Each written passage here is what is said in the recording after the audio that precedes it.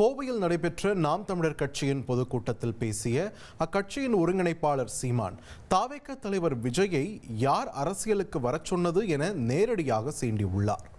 அவன் தம்பி, நான் என்னுடைய உச்சத்தை விட்டுவிட்டு, நான் அவ்வளவு வருமானத்தை விட்டுவிட்டு, வானுவ வீட்டு வாசல எவன்டா நின்னா? உன் வாட்ச்மேன் கூட நிக்கலையடா.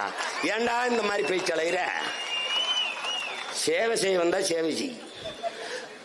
நான் அடைக்கலம் தேடி வரவில்லை, படைக்கலத்தோடு வரும். யாரும் வான்னு உன்னை கூப்பிடலையே. எதுக்கு வர்ற? எதுக்கு வர்ற?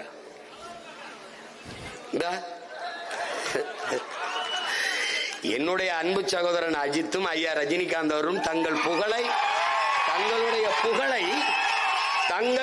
புகழை வியாபாரம் செய்ய விரும்பவில்லை.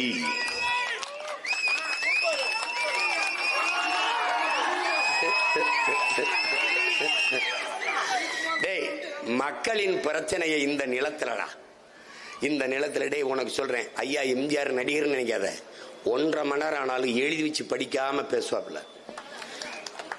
ஐயா விஜயகாந்த பாத்துக்க, மனசுல இருந்து பேசுவாப்ல, மக்களின் மொழியிலே பேசுவாரு. ஆனா ஐயா ஸ்டாலின் கூட இந்த மாதிரி சின்ன சீற்றா.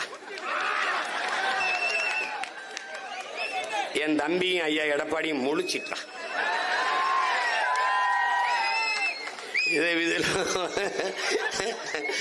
பார்த்து எழுதுற மாணவன், படிச்சு எழுதுற மாணவன், எந்த மாணவன் நல்ல மாணவன் நீங்க தான் முடிவு எடுக்கணும்.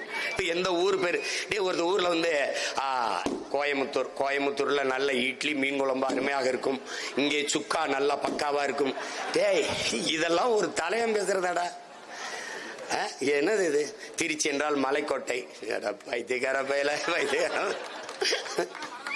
மருதமலை, அத உறுதியா பேசுவாப்ல வரும்போது.